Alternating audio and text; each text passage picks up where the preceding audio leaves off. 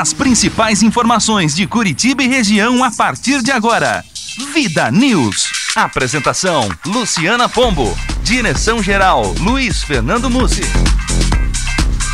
Muito boa tarde. Neste momento, 3h07. Está no ar o Vida News de hoje. Hoje é sexta-feira, dia 14 de junho. E o Léo tá comemorando já. Eu abri o programa e ele já tava fazendo micagem aqui. Sexta-feira! Boa tarde, Léo. Tudo bem e você? Tudo bom. Eu fico triste de não estar no ar, mas é bom um sábado e um domingo, né? Ah, sem dúvida nenhuma. Sábado e domingo são fantásticos. Até porque a gente pode ficar mais com a família também. Hoje é sexta-feira, Dia Mundial do Doador de Sangue, é Dia Universal de Deus e Dia Nacional das Relações Públicas. Ciro Júnior também já está por aqui. Luiz Fernando Mussi aqui do meu lado. Boa tarde, Luiz Fernando. Boa tarde, Luciana. Boa tarde, Léo, e a todos os ouvintes aí da Fundação Exclusiva 92.9 FM. E com estas informações e estes boa tardes, nós começamos o Vida News de hoje. Vamos às manchetes do dia. Manchetes do dia. Começando pela Internacional, Gael Correia. A batida de 2 trens deixou 3 mortos e mais de 300 feridos em Castelar, cerca de 30 quilômetros a oeste da capital argentina, Buenos Aires. E com a informação internacional de Buenos Aires, agora Londrina. Ciro Novaes. Pela Vida News, 92.9 FM, Ciro Novaes. Uma boa tarde, ouvintes. Luciana Pombo, grande equipe do Vida News. Hoje o nosso tema é tudo orquestrado. Me aguardem. Eu já imaginei a música, né? Eu sou ótima em imaginação. E de Londrina agora vamos voltar a Curitiba. O destaque é nacional. Rogério Ataíde. Com a leniência da FUNAI. Mas olha, tem brasileiro que eu vou te contar, hein? O brasileiro se vira em tudo quanto é jeito, né? Trapaças e trapaças. Com a leniência da FUNAI proliferam falsos índios, Luciana do céu, como eu digo, em busca de benefícios sociais e de cotas universitárias.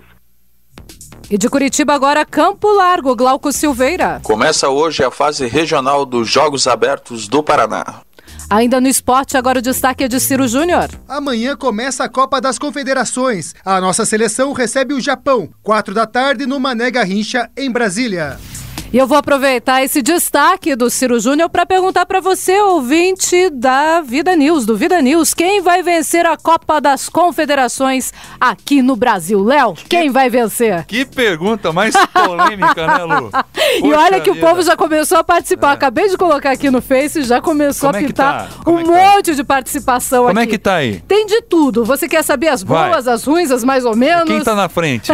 Deixa eu olhar aqui. Olha, a Espanha tá na frente. Eu vou ler daqui a pouquinho um por um, mas a Espanha tá na frente. Eu acho que a Espanha não vai dar pro cheiro nesse campeonato, não. E pra você, quem ganha? Não, eu acho que o Brasil vai ganhar. O Brasil? Até porque os caras vão dar o sangue, né, Lu? Vão estar lutando aí da maneira que puder pra poder levar esse título, porque pensa, se perder a Copa das Confederações em casa, já pensa a Copa, como é que vai ser? Imagina na Copa, como é que vai ser? Ciro Júnior, quem você acha que vai vencer a Copa das Confederações? Olha, Luciana, eu acho e também torço pra seleção, né? O Brasil, que nem falou bem o Léo ali, é favorita por estar jogando em casa. Todas as grandes seleções, quando jogaram em suas casas, nos campeonatos importantes, como Copa das Confederações e Copa do Mundo, venceram. Com exceção apenas, se eu não me engano, da Alemanha, agora em 2006. O resto, todas as grandes seleções venceram jogando em casa. Mas vamos falar bastante coisa do esporte. Vamos sim. Eu acho, Lu, que se tivesse a Alemanha na Copa das Confederações, não tá, né? Não tá. Não veio. Mas é grande candidata para a Copa do Mundo, até pelo momento que vive o futebol. Tem esse declínio do futebol espanhol e essa ascensão do futebol alemão, mas isso é para daqui a pouco a gente fala. Eu vou ler daqui a pouquinho as participações, vamos participando. 3029-9290 é o telefone para sua participação, o torpedinho é o 9229-1359. Você pode participar pelo Facebook ou então pelo Twitter. Participe a partir de agora, 3h11. Vida News, tempo e temperatura. Nesta sexta-feira, as áreas de instabilidade que atuam sobre o Paraguai avançam em direção ao estado paranaense e a previsão é de pancadas de chuva a partir da tarde na região de Palotina e Foz do Iguaçu. Durante a noite, então, a chuva ganha força e a previsão é de pancadas mais fortes na divisa com o Mato Grosso do Sul. Nas demais regiões do estado, tempo firme e temperaturas amenas, máximas de 23 graus em Curitiba, Nova Tebas e Londrina. Na região de Palotina, a temperatura sobe um pouco mais e fica na casa dos 25 graus. E pelo menos então até a próxima segunda-feira, o tempo fica instável com pancadas de chuva que podem ser fortes em alguns momentos na região oeste do estado. Previsão do tempo, uma parceria agência Rádio Web e Somar Meteorologia. Para mais informações, acesse o nosso site tempoagora.com.br. De São Paulo, Gustavo Verardo. Vida News. Trânsito. A Avenida da Integração, no Bairro Alto, está bloqueada entre as ruas Alberico Flores Bueno e Rio Guaíba. O desvio está sendo feito pela rua Rio Xingu. Agentes da CETRAN estão orientando o trânsito ali na região. Repetindo então para você, é a Avenida da Integração que está bloqueada entre as ruas Alberico Flores Bueno e Rio Guaíba. 3 e 12. Vida News. Aeroportos.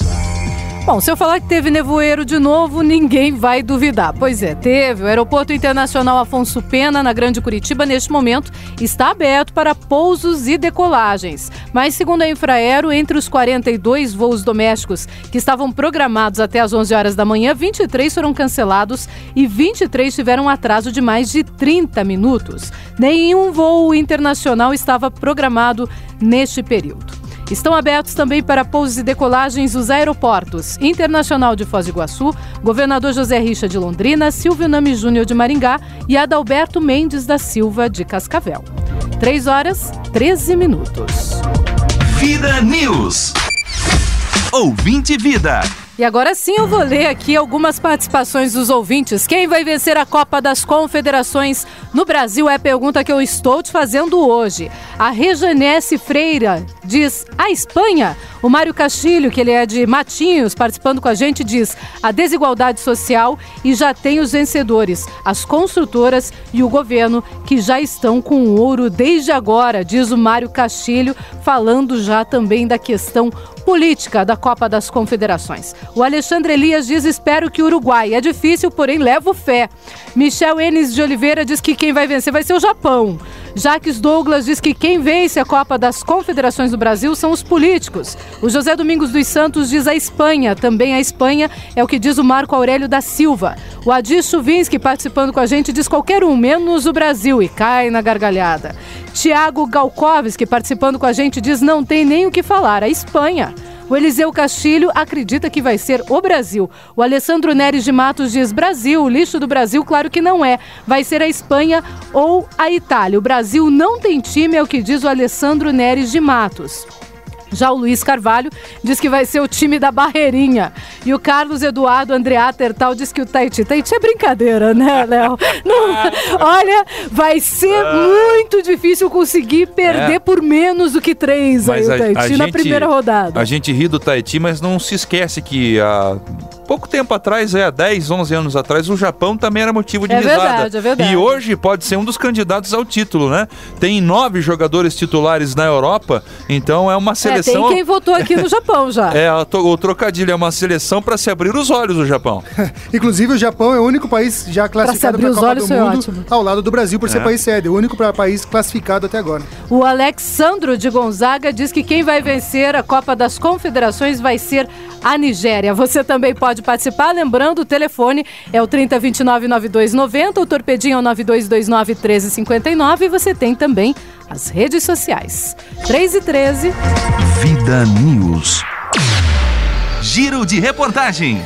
E hoje vamos começar pelo Giro Internacional. Choque de trens mata 3 e fere mais de 300 em Buenos Aires. Quem traz os detalhes, Gael Correia. A batida de 2 trens deixou 3 mortos e mais de 300 feridos em Castelar, cerca de 30 quilômetros a oeste da capital argentina, Buenos Aires. O acidente foi na linha Sarmiento. Um dos trens, levando dezenas de passageiros, chocou-se com outro, parado e vazio, de acordo com autoridades locais. Além das 2 composições, outras descarrilaram, ferindo mais pessoas. Elas foram levadas de ambulância para 7 hospitais na região. O governo argentino investiga o que provocou o acidente. 4 pessoas foram detidas e estão incomunicáveis, entre elas o maquinista e um ajudante dele. A circulação dos trens foi suspensa por 24 horas para que os peritos possam trabalhar. Imagens de câmeras de segurança também serão usadas na investigação. O ministro dos Transportes, Florencio Randazzo, afirmou que os freios do trem eram novos, mas problemas no sistema de frenagem não foram descartados. Segundo a concessionária, a composição não parou, apesar dos 3 sinais indicativos de perigo. O condutor deveria ter parado, de acordo com o regulamento. No ano passado, um acidente nessa mesma linha matou 51 pessoas e feriu mais de 700, levantando a discussão sobre a má qualidade dos trens argentinos. Agência Rádio Web, com informações de Buenos Aires, Gael Correia. Vida News. E a gente tem já por regra que as ferrovias são absolutamente seguras. São poucos os acidentes que ocorrem em ferrovias. No entanto, precisa ter manutenção. Não há o que pensar que sem manutenção vai funcionar alguma coisa. É lógico que não. E um homem morreu atropelado por um biarticulado na canaleta destinada aos ônibus hoje, na rua Afonso Camargo, no Capão da Embuia, aqui na cidade de Curitiba, hoje pela manhã. O acidente foi próximo ao terminal do Capão da Embuia e o pedestre morreu na hora. 3h18, agora informações nacionais. Os homicídios no Brasil tiveram queda de 0,12% em 2011. Quem traz as informações direto do Rio de Janeiro é Vitor Abdala. O número de homicídios no Brasil teve uma pequena queda de 0,12% em 2011, depois de crescer por 3 anos consecutivos. Segundo dados do Ministério da Saúde, em 2011 foram registrados 52.198 assassinatos no país, 62 casos a menos do que no ano anterior. Apesar da queda, 2011 manteve-se acima do patamar de violência de 2009, quando ocorreram 51.400 homicídios, e registrou o segundo maior número de assassinatos desde o início da série histórica, disponível para consulta do Ministério da Saúde em 1979. 11 das 27 unidades da federação tiveram redução dos homicídios entre 2010 e 2011. As maiores quedas foram observadas em 3 estados da região norte do país: Roraima com redução de 22,8%, Amapá com queda de 19,4% e Rondônia com redução de 17,8%. A região norte também apresentou maior queda entre as 5 regiões. Sul e Sudeste também apresentaram reduções. Por outro lado, o Nordeste e o Centro-Oeste tiveram um aumento no número de homicídios entre 2010 e 2011. O aumento no Centro-Oeste foi de 10,5%. Já o Nordeste teve aumento de 2,8% entre os 2 anos. Mas os assassinatos vêm aumentando desde 2005 no estado. Entre 2004 e 2011, os casos se ampliaram em 70%. Segundo o coordenador do Laboratório de Análise da Violência da Universidade do Estado do Rio de Janeiro, Inácio Cano, ainda não existe nenhuma resposta conclusiva sobre o aumento dos homicídios no Nordeste. Olha, existem hipóteses, não existe nada conclusivo, né? Inclusive o Nordeste foi a região do país onde os programas contra a pobreza tiveram mais impacto, onde a redução da pobreza foi mais intensa. E, entretanto, a violência está aumentando. Então, o que as pessoas estão interpretando é que esse crescimento da riqueza e tal está gerando fluxos populacionais, está gerando crescimento em algumas cidades, e esses crescimentos de atividades econômicas estão acompanhados também de fluxos de criminalidade, né? Os assassinatos cometidos com armas de fogo no país também caíram, ainda que de forma tímida, entre 2010 e 2011. Foram registradas 36.737 mortes em 2011, 55 a menos do que no ano anterior. Do Rio de Janeiro, Vitor Abdala. Vida News. E no Paraná, essa semana também o governo do estado estava comemorando a queda no número de homicídios. 2 homens foram presos em Sabáudia, que fica perto de Londrina, aqui no norte do Paraná, acusados de abusar sexualmente de uma menina de 11 anos. A mãe da vítima já estava no quarto quando notou a falta do marido de 25 anos. Era o padrasto da menina, acabou pegando os 2 no flagra. A menina, ao ser questionada, disse que o padrasto estava tentando molestá-la pela primeira vez, mas que um tio, irmão do pai biológico, costumava fazer isso regularmente. A mãe não perdeu tempo, foi até a polícia militar e denunciou os dois. Os 2, padrasto e tio, acabaram sendo presos pela polícia militar. 3h21. E agora mais informações nacionais ainda na área de segurança pública. Especialistas cada vez mais estão aprimorando as técnicas de estelionato. Olha o absurdo que estão fazendo. Acompanhe na reportagem de Rogério Taide. Boa tarde a todos aí, o pessoal aí do programa Vida News. onde há benefícios fornecidos pelo Estado no Brasil, os há com fartura. Sempre existirão aproveitadores e fraudadores. Com os privilégios indígenas não é diferente. Ter o status oficial de índio significa poder pleitear um bom pedaço de terra para chamar que de sua terra. Receber automaticamente cesta básica, Luciana, e o Bolsa Família. Depois você não quer que eu te chame de Luciana do céu. Ser contemplado com um atendimento médico gratuito melhor do que o da média da população e ter prioridade na disputa por vagas de universidades. Criar uma ONG que é pior, meu Cristo Redentor, e de defesa da causa indígena também é um grande negócio porque permite receber repasses milionários do governo e angariar doações do exterior. Não espanta que haja tanto cidadão que nunca viu um tacape na vida querendo atestado de índio e tanta ONG dando assessoria na arte de se fingir como tal. O amazonense, olha o nome do homem, Luciana.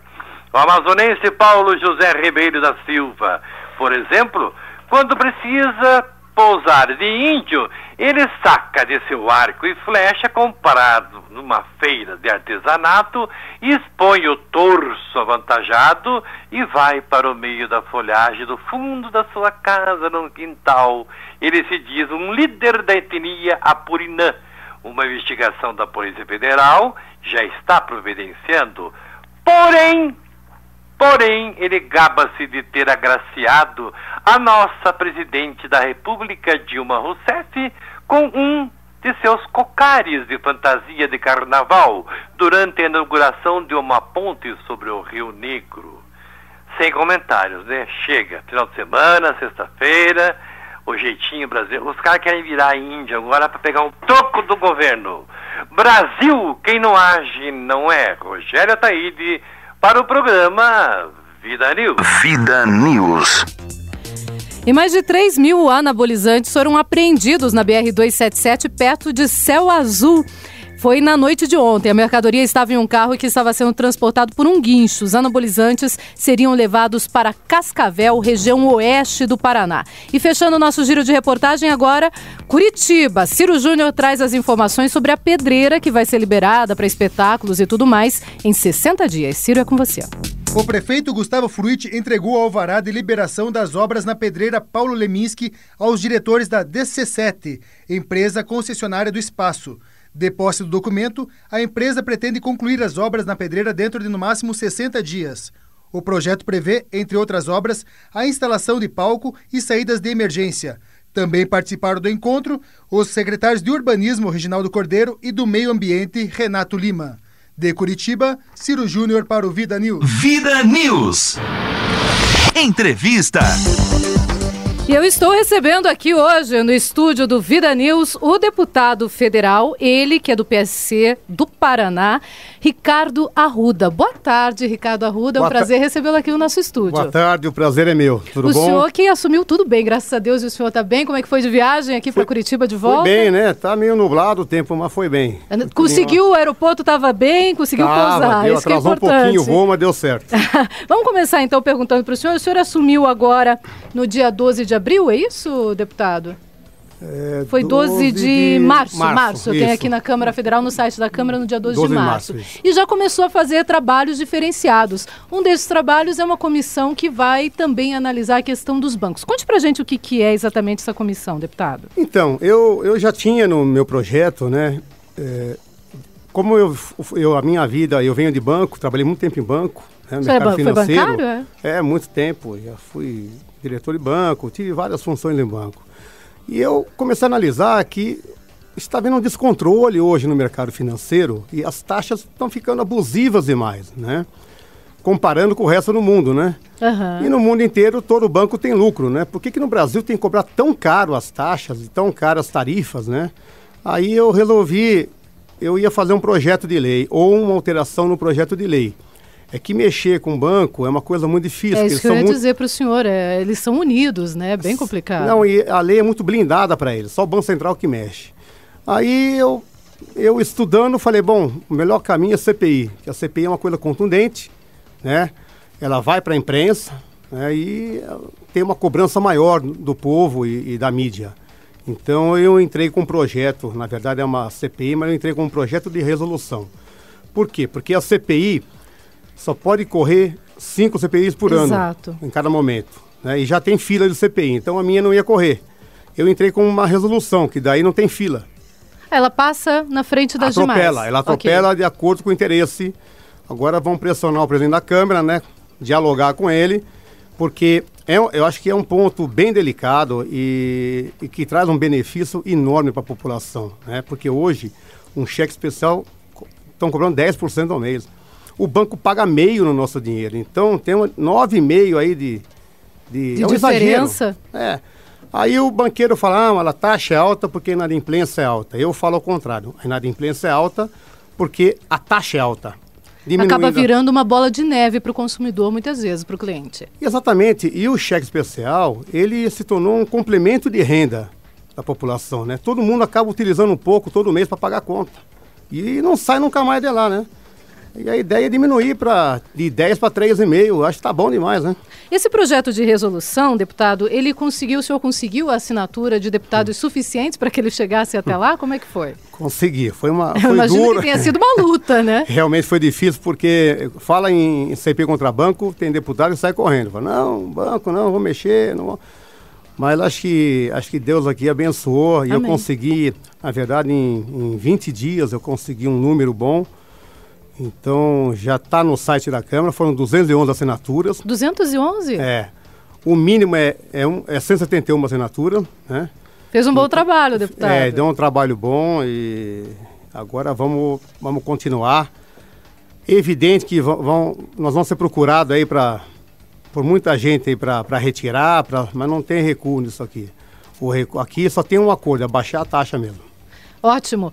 Para o cliente, pelo menos, vai ser maravilhoso se realmente essa CPI for e funcionar. Muitas vezes a população diz, mas CPI não adianta, porque CPI termina em pizza. Como é que vai ser, deputado? Como é que o senhor vai fazer para que realmente essa CPI possa ter o final desejado? Eu espero contar com a mídia e eu vou estar toda hora falando da CPI, porque tem que abaixar. É uma vergonha essa taxa aqui.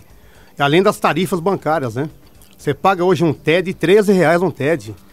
E você vai na tua casa, no teu computador, você vai lá, aperta um botão, não utiliza papel nenhum, é o teu trabalho e paga.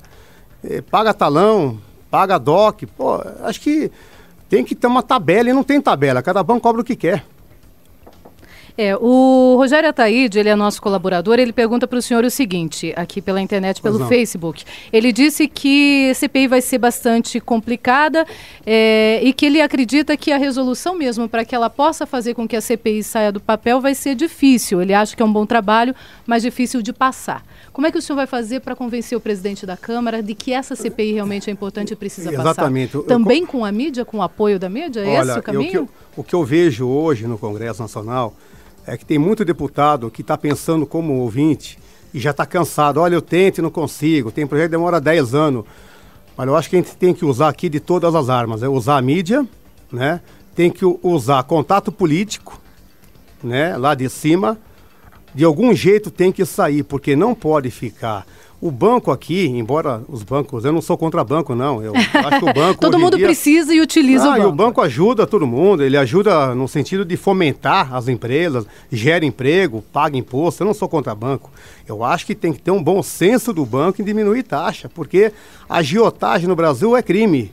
E hoje o agiota, se é que tem, cobra menos do que o banco. Às vezes acaba cobrando até a mesma coisa e fica mais fácil ir para o agiota. Então eu não vejo muita dificuldade, porque a própria presidente Dilma, ela fez os bancos estatais e federais baixar a taxa. A Caixa baixou bem, o Banco Brasil abaixou. O banco particular não abaixou ainda, então tem que seguir. Porque quando é para aumentar, todo mundo aumenta. Quando é para baixar, não quer baixar, tem que abaixar. E nós vamos lutar e vamos conseguir abaixar. A nossa ouvinte, Alessandra Matá, pelo Torpedinho, ela é de Campo Largo, ela diz o seguinte: precisamos de políticos assim para mudar o nosso Brasil, pensar no povo brasileiro. Elogiando aí o senhor. Obrigado, agradeço. Eu acredito que eu sou um político bem independente, né? Então eu não estou coligado com ninguém. Eu tenho o partido PSC, que é um partido a favor da família, e nós somos a favor da família. Então, a gente tem liberdade para tocar em muitos assuntos polêmicos, né? O senhor tem mais um mês ainda de casa, pelo menos na licença do deputado que o senhor assumiu a vaga. Vai dar tempo de lutar, sim, deputado? No papel é mais um mês, mas na política, quem sabe, continue até o final, né? Pode acontecer até o final? Pode, tem um trabalho político para isso, né? E o senhor pensa em vir para a reeleição? Já sou candidato. Já é pré-candidato, já está aí? Realmente já sou candidato. Eu acho que tem muito que se fazer ainda aqui, não só no Paraná, como no Brasil inteiro, né? O projeto nosso é nacional, né? Não é estadual. Então, acho que tem muito para fazer ainda. O senhor, quando assumiu, disse que ia continuar em todas as comissões em que o deputado estava e ia continuar trabalhando também em prol da população. Eu estava olhando aqui, o senhor faz parte hoje de várias comissões, né, deputado? Dá tempo de trabalhar todas elas direito? Como corrido, é que funciona? Realmente. Eu acabei pegando na CFT, da Finanças, eu peguei como vice-presidente do sistema financeiro, que é a minha área. Então, para mim, foi ótimo, né? Eu acho que Deus me colocou lá e foi um negócio muito rápido, né? Que, aliás, é uma das principais comissões da casa. A CCJ eu faço parte, que é a principal, e a CFT exatamente. Também é uma das principais, A CCJ o senhor também faz parte, Faço parte também, que é bem polêmica lá. E a resolução, essa CPI, como é que ela corre agora? Ela corre para as comissões, e em paralelo a gente vai tentar ir direto no presidente da Câmara para fazer uma medida de urgência para votar. Porque é uma medida urgente. Não é possível que não se entenda dessa maneira, né? A cada dia que passa, que atrasar a votação, o povo está pagando mais dinheiro. E esse dinheiro, a hora que reduzir, a população... O senhor acredita que vai reduzir?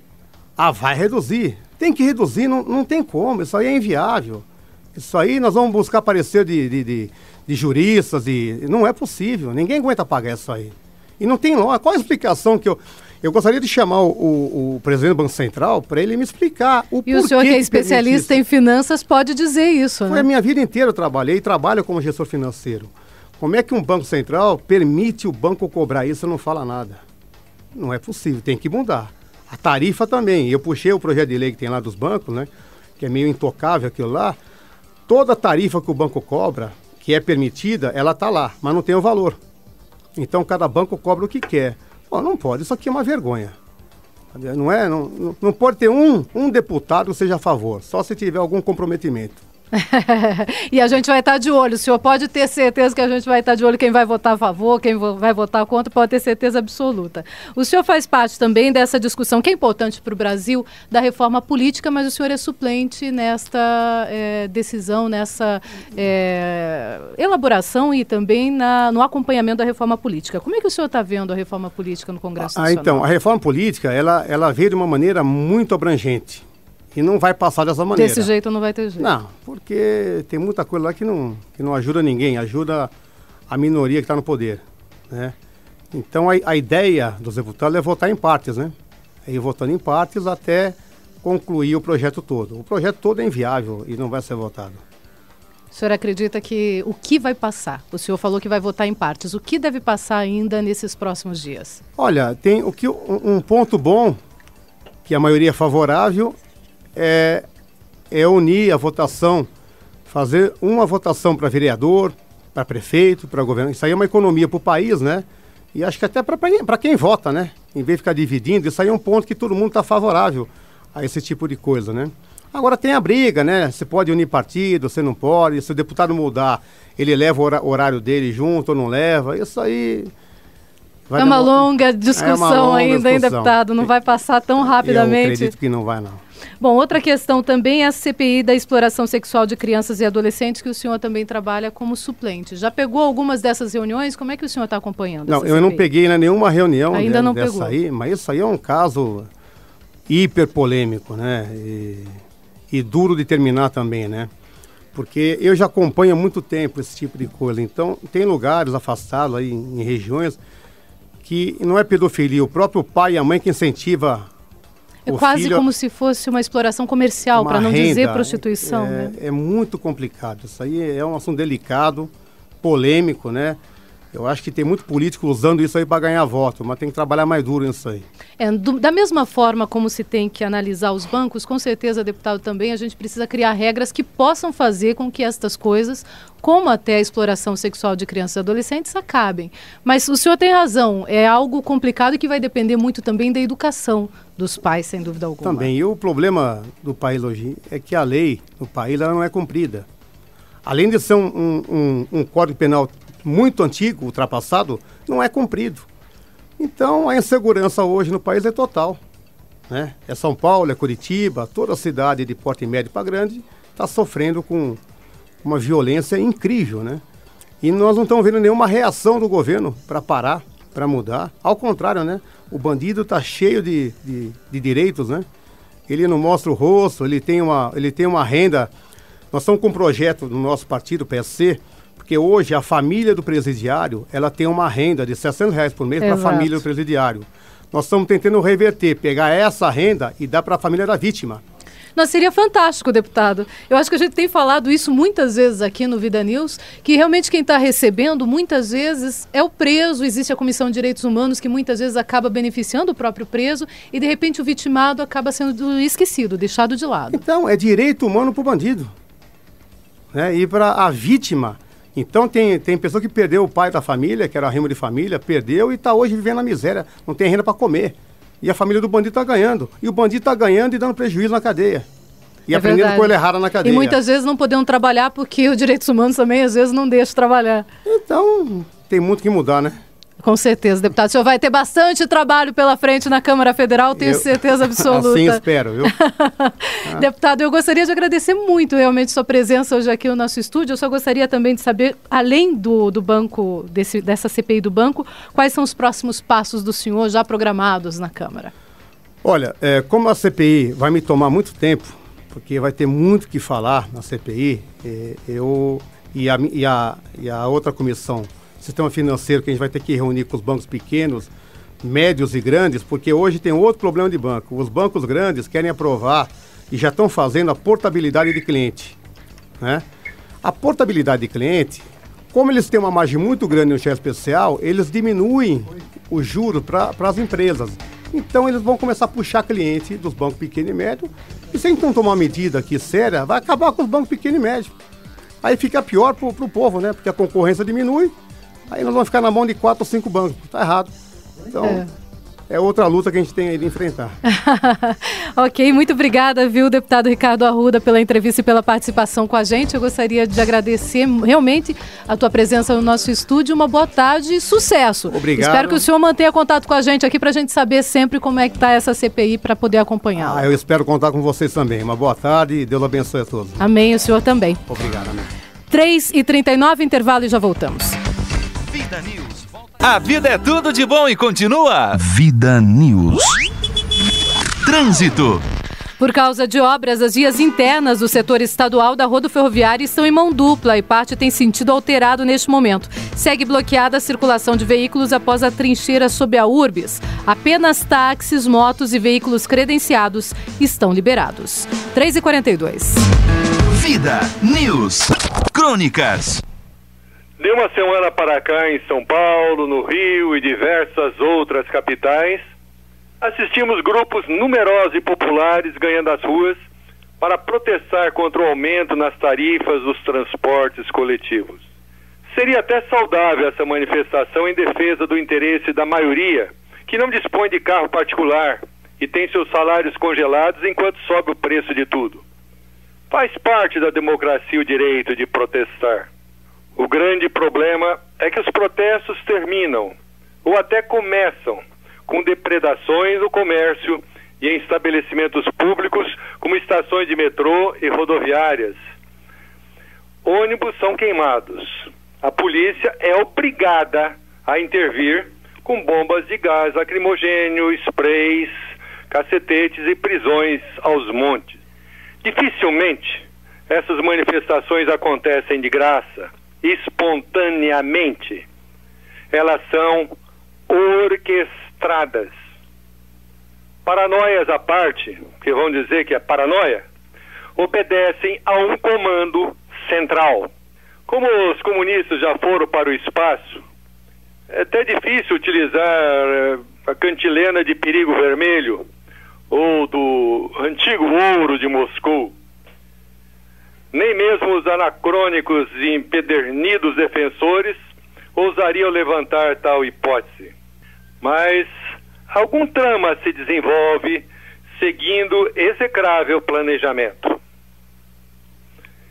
Será o crime organizado reagindo à ação do poder público que aperta as tenazes contra o tráfico de drogas? Ou os descontentes com o governo do Dilma? Afinal, a perturbação da ordem só prejudica a autoridade pública. Nos tempos de Lula, essas explosões reduziram-se. Será que estariam suas viúvas fornecendo munição para obstar a reeleição da presidente? Fantasias de vez em quando se corporificam, mas mesmo assim seria um absurdo imaginar companheiros dando tiros no pé. Permanece a dúvida.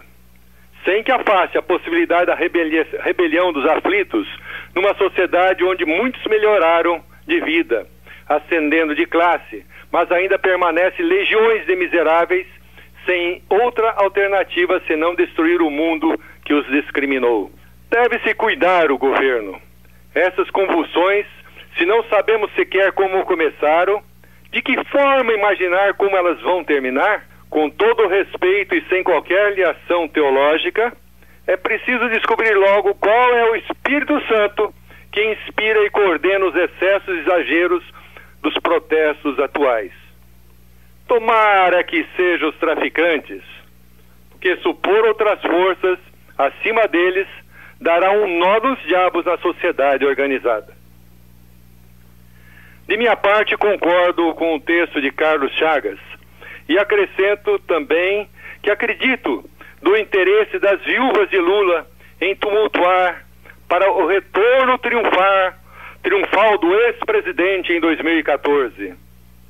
Ou será que tem ainda ingênuos, inocentes, que pensam que essas manifestações são realmente para reduzir valores que estão já congelados há mais de 2 anos?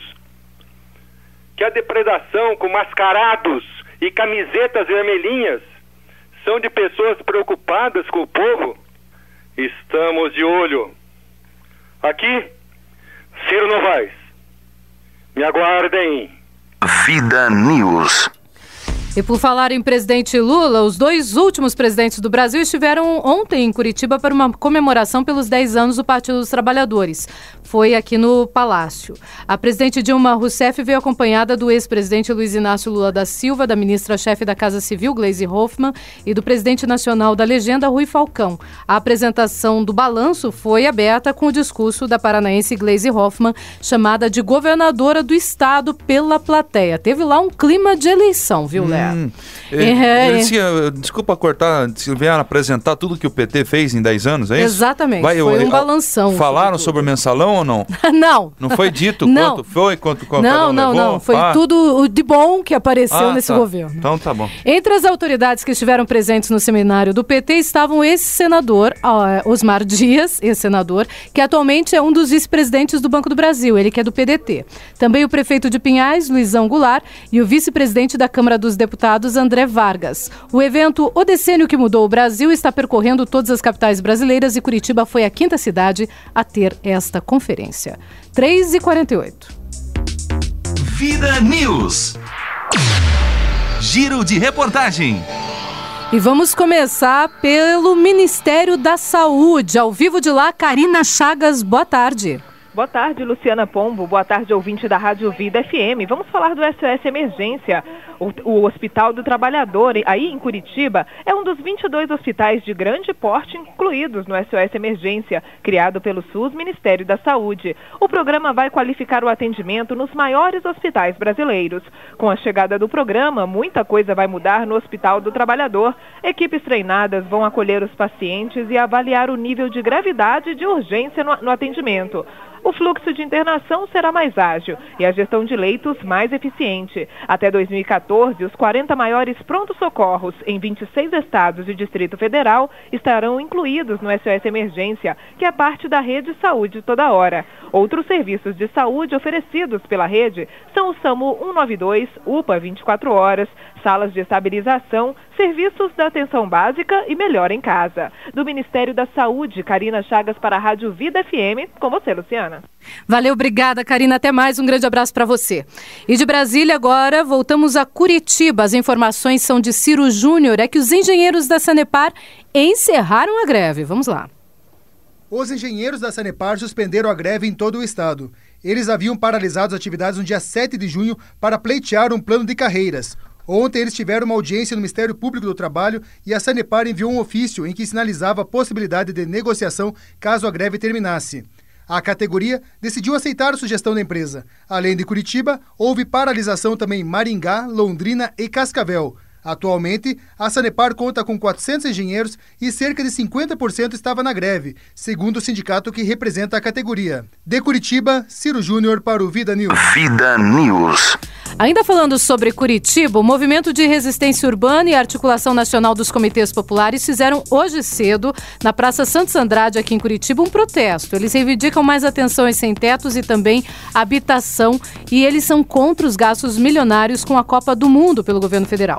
O movimento também mapeou dezenas de prédios no centro da cidade como totalmente abandonados e foi afixado, inclusive, cartaz com os dizeres interditado por falta de utilidade social. O movimento denuncia que há mais de 60 mil curitibanos na fila da Coab e que não há qualquer esperança deles de serem chamados por conta do déficit gigante de casas populares na cidade de Curitiba.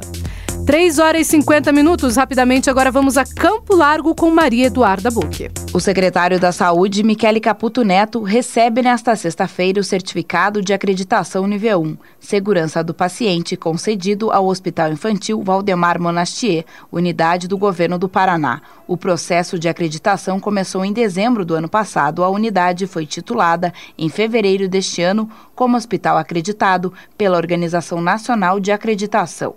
Para conquistar este título, a Secretaria da Saúde investiu na melhoria das instalações físicas e em equipamento do hospital e atuou fortemente na melhoria dos processos e das rotinas de trabalho. O empenho e o compromisso dos colaboradores também foram fundamentais para o reconhecimento.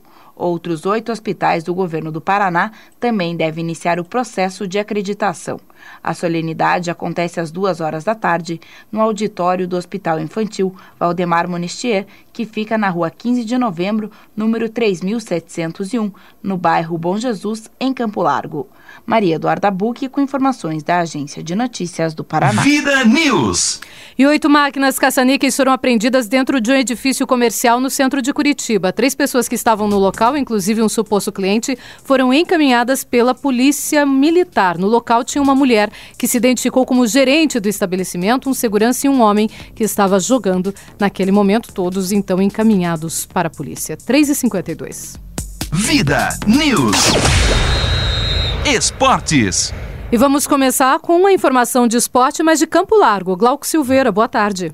Boa tarde, ouvintes do Vida News. Boa tarde, Luciana. Boa tarde a toda a equipe. A fase regional dos Jogos Abertos do Paraná começa hoje em 11 cidades do estado. Em sua 56ª edição, a competição é considerada o principal campeonato estadual para a maioria das modalidades. E este ano, registrou 272 municípios inscritos, um crescimento de 40% em relação a 2012. A competição será iniciada em Campo Largo, Prudentópolis, Ribeirão do Pinhal, Loanda, Umuarama, Mariluz, Corbélia, Coronel Vivida, Guarapuava, Palotina e Vaiporã. Em julho, os jogos acontecerão na regional de Apucarana. Desde o ano passado, os Jogos Abertos do Paraná são disputados em um novo formato, que possibilita uma maior participação dos atletas e de equipes. A fase regional, que antes era disputada em uma semana, agora foi dividida em 2 fins de semana. A medida facilitou a participação de atletas que tinham dificuldade de disputar os jogos em razão de compromissos profissionais. Das modalidades disputadas na fase regional, basquete, bocha, bolão, futebol, futsal, handebol e voleibol, o que tem maior número de equipes inscritas é o futsal, com 346 equipes, entre masculino e feminino. A segunda modalidade em número de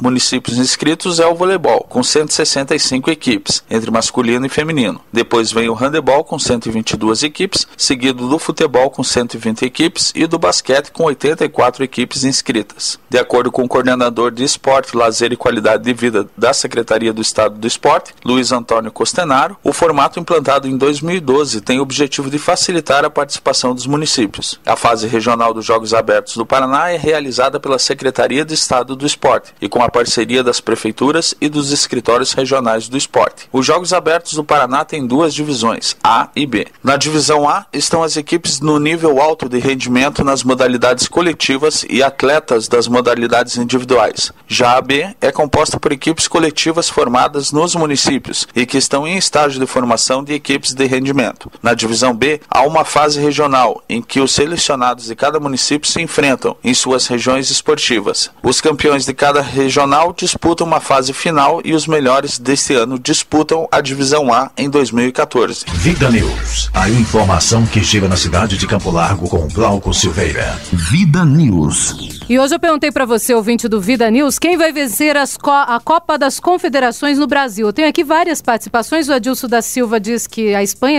Adilson de Souza. O Emerson Guarda diz que é a Itália. O Cleverson Nunes, amigo atleticano, diz que o México ou o Brasil. Também participando com a gente aqui o Bruno Rafael Cesário, amigo Coxa Branca, diz que o Uruguai.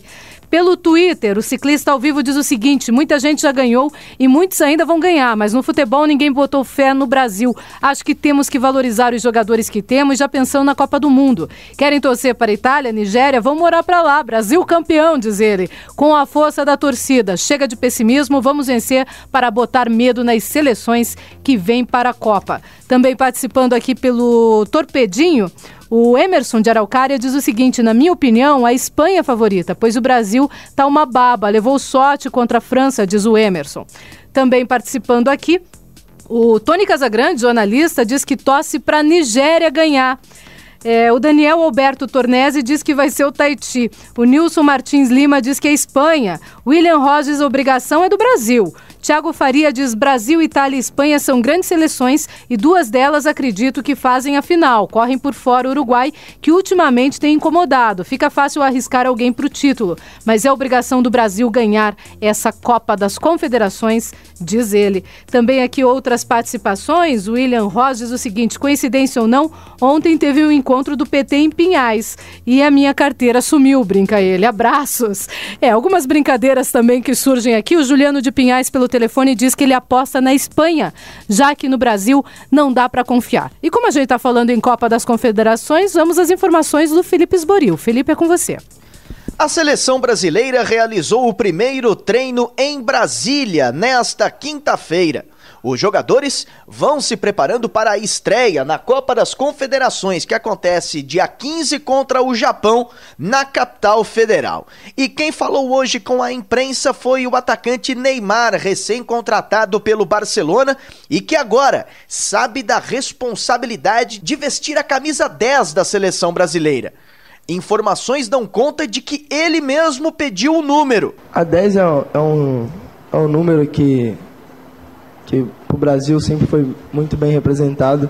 Então é um sonho de qualquer jogador utilizá-lo. Mas acho que, independente do número, que vai estar jogando, que vai estar em campo, é a camisa da seleção brasileira.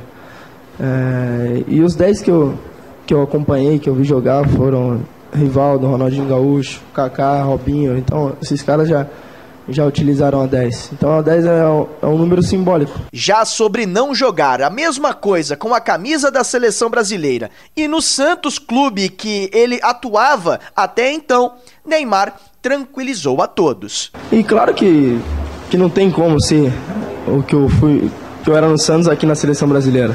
Até porque hoje eu sou do Barcelona, então não tem como ser. Mas acho que eu tô tentando jogar meu futebol normal, como sempre joguei. Nunca mudei o meu jeito de jogar e nunca vou mudar, independente onde eu esteja. Em relação ao grupo da seleção brasileira, ele afirmou que é uma excelente seleção, independente da qualidade. Todas as pessoas se dão muito bem e, é claro, sem vaidade. Agência Rádio Web, com informações da seleção brasileira, Felipe Esboril. Vida News. Bem, a seleção brasileira joga amanhã, Ciro, e você tem os detalhes. Me conte, como é que tá o Brasil? Então, Luciano, o Felipão, depois dessa matéria do Felipe Esboril, ele já anunciou o time titular. Vai ser Júlio César no gol, Daniel Alves, Thiago Silva, David Luiz e o Marcelo. A meio com Luiz Gustavo, Paulinho e Oscar. E vai ter 3 atacantes, hein? Neymar, o Fred e o Hulk. É uma seleção forte, não é uma seleção que vai ficar pelo caminho, não. Acredito sim no Brasil e na Espanha fazendo uma final que, sem dúvida nenhuma, são os 2 times mais fortes da competição. O Japão também é um time forte, que nem me lembrou o Léo, mas não tem peso, não tem tradição para chegar e decidir um campeonato desse garbo, né? O México, para mim, é um time que está indo muito mal na CONCACAF, não vai incomodar muito. A Itália sempre incomoda, é um time forte também. E tem os outros lá, o Uruguai, mal nas eliminatórias sul-americanas, está em 5º lugar. Se acabasse hoje a eliminatória, estaria na repescagem. Eu tenho que analisar pelo futebol local e pelos atletas que tem no mundo aí. O Uruguai não está tão bem quanto estava na última Copa. Pois é, isso que o pessoal está lembrando do Uruguai na última Copa do Mundo, mas agora o Uruguai não é mais aquele. O Uruguai, mudou. Louco Abreu foi... Louco Abreu não está mais indo para a seleção. Sim, mas foi nessa Copa, foi né? na Copa passada, fez até gol de pênalti cavadinho. Era um nome a mais e tal. Exatamente. Já não tem mais Louco Abreu, já não tem mais um monte de gente. Exatamente, o pessoal tá lembrando disso. O Forlan já tá velho. O Forlan tá jogando... É um bom jogador, mas não joga... Não foi nem sombra do melhor jogador da Copa do Mundo, que foi na última Copa. Fraquinho. A Nigéria, não dá nem pra falar, o pessoal tá brincando. A Nigéria quase não veio pra Copa das Confederações, porque estavam em greve os jogadores. Os jogadores estavam em greve. Não tem salário lá também. Estavam com salários atrasados, premiações atrasadas, e fizeram o time, vieram no avião um dia depois que estavam em greve. Ou seja, lá tá uma bagunça, imagina o clima que não tá na concentração da Nigéria. Bom. E o Tahiti é aquela seleção folclórica, né? Todo mundo vai torcer pro Tahiti perder de pouco, né? É verdade, mas normalmente é assim. E vocês, o que acham? Querem arriscar um placar? Mas dizem que não tem mais bobo no futebol. Vai que o Tahiti chega aqui e também incomoda. Não dá para descartar, Luciano. Olha, eu já vi no bolão do futebol VIP gente dizendo que vai dar 9-0 pra Nigéria. Não, mas não é assim não, né? Hoje em dia eu acho que a preparação... Você pôs um? Ah, muito bem. A preparação do futebol já tá tudo muito emparelhado. Você quer um exemplo próximo? Vê o que aconteceu com o Coritiba na Copa do Brasil, tá aí o principal exemplo. Um elenco recheado de estrelas, veio pra cá, foi na verdade pro Amazonas disputar contra o Nacional, acabou desclassificado. Então não é muito parâmetro não. Hoje em dia tá muito nivelado mesmo. Vamos lá, vamos tentar um placar aqui pro jogo do Brasil? Vamos lá? Ciro. Brasil 2, Japão 1. 2-1. Léo. Tô junto com o Ciro nessa. 2-1. Também vai com ele. Vai ser um jogo difícil, complicado. Haja coração, amigo. Eu vou apostar então diferente, 2-0. Não acredito que o Japão vai fazer então o seu gol. Tem 9 titulares que jogam na Europa. Isso aí é de se levar em consideração. O Japão cresceu muito, evoluiu demais. E tem dedo brasileiro nessa história, né? A passagem que o Zico teve por lá e outros atletas. Com certeza, o próprio Falcão foi pra lá. Muita gente colaborou para isso e o Japão hoje em dia não é mais aquela seleção de sonso que nem todo mundo achava que era, não. Tem um jogador do Japão que eu esqueci o nome dele. Kagawa. Que é o chamado de Ronaldo lá. É craque. É o Ronaldo dos caras. O cara é craque. Olha só. Então vamos lá. Apostamos, vamos deixar então nossos bons, pelo menos o nosso pensamento positivo pra cima do Brasil, a nossa seleção brasileira. Vamos torcer pelo brasileiro e a nossa seleção. Alguma coisa dos times daqui não, né? Tá todo mundo parado. Não, é que, por exemplo, o Paraná Clube rescindiu o contrato do francês Aymen. É um jogador da categoria de base, agora ninguém sabe para onde que ele vai, né? Tem o novo diretor, vice-presidente de base, que é o Leonardo Oliveira. O Marcelo Dinardi pediu demissão, ele alegou problemas pessoais. E o Atlético é só especulação. Só especulação, não interessa. Tá dizendo que vai chegar o Paraguai, tá dizendo que vai chegar o outro uruguaio. Tá bonito. Tá difícil. Todo mundo fala sobre tudo, menos o próprio Atlético Paranaense. É isso, exatamente, né? Ok, meninos, obrigada. Eu só vou ler aqui mais 2 participações. Samuel Oliveira diz o seguinte: do jeito que está, qualquer um pode vencer a Copa das Confederações, menos o Brasil, é a opinião dele. O Marco Aurélio Chicora, que sempre está nos ouvindo, um abraço para você, Marco. Ele diz o seguinte: eu acredito que dá Espanha. Também estão ouvindo a gente, a Fernanda, lá de Pontal do Paraná. Um abraço para você, Fernanda. E a Silvia Lucina, um grande abraço para você, Silvia. Luciana, diga. Posso só dar um recado? Então, dar parabéns pra Fernanda, que hoje é aniversário. Hoje é aniversário dela, é verdade. Ela é uma amiga muito especial minha. Fernanda, adoro você. Tudo de bom pra você. Eu também te adoro, Fernanda. Já que o Ciro falou, também vou falar. Adoro você. Um grande abraço pra você. Sucesso, sorte na tua vida sempre. Pode deixar que a gente vai estar sempre junto. A Paula Borges participando com a gente diz: Deus que abençoe esse homem, o deputado Ricardo Arruda, que foi entrevistado aqui. É a participação da Paula Borges com a gente. A Fernanda diz: amo vocês aqui no Facebook também.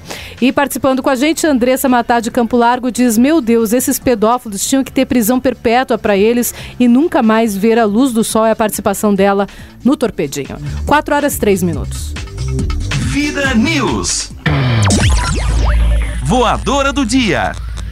E hoje a voadora do dia vai, sem dúvida nenhuma, neste padrasto e nesse tio que tentaram molestar ou molestaram essa menina de 11 anos na cidade de Sabáudia, perto de Londrina, no norte pioneiro. Voadora neles. Vida News. Crônicas. É interessante o tema de hoje, aprendendo com quem aprende. O que quer dizer isso? Seja no convívio amigável, uma escola... É verdade isso aí, hein? E não usam isso. Seja no convívio amigável com seu irmão ou com um amigo, uma escola de erudição, e tome a conversação instrutiva. Faça dos seus amigos professores e combine a utilidade da aprendizagem. Com o gosto da conversa, alterne a fruição com a instrução. O que você diz será recompensado de uma forma ou outra. O que você ouve, com um aprendizado. O que nos leva aos outros em geral é a nossa própria conveniência. Aqui ela tem um sentido maior. Os prudentes frequentam as casas de renomados heróis, que são mais palcos de heroísmos do que palácios de futilidade. Alguns são notáveis pelos conhecimentos e bom senso. Pelo exemplo e pelo modo de agir, são oráculos de toda a grandeza. Aquele que os cercam formam uma academia refinada, de discrição e sabedoria elegantes. Toda beleza requer ajuda. A perfeição se transforma em barbárie quando não é enobrecida pelo artifício. O artifício resgata o mal e aperfeiçoa o bom e aperfeiçoa o bem. A natureza costuma nos deixar quando mais precisamos dela. Aí temos que recorrer a Deus e à arte divina. Sem ela, o melhor talento é grosseiro, e sem a cultura, as qualidades ficam pela metade. Sem artifício, o homem parece bruto e rude. A perfeição exige polimento, cuidado. Ser cristão exige muita sabedoria. A maioria sedizentes cristãos tem apenas informações. Eu vou repetir esse final. Ser cristão exige muita sabedoria e renúncia voluntária. A maioria sedizentes cristãos tem apenas informações. E vamos embora, gente! Entre ali no blogspot da redemercosul.blogspot.com.br e leia esta crônica que estará daqui a pouquinho lá. E se você quiser mais crônicas e mais dissertações e mais textos de Rogério Ataíde, você pode entrar no Rogério Ataíde, o blog, né? rogérioataíde.blogspot.com.br. Vamos que vamos, minha gente. Vamos embora, né? Vamos lá, então. Vamos que vamos. Boa tarde, Luciana Pombo. Boa tarde, Luiz Fernando Múcio. Boa tarde, toda a equipe do programa Vida News. Boa tarde, Curitiba. Boa tarde, meu querido Paraná. Boa tarde, Brasil. Vida News.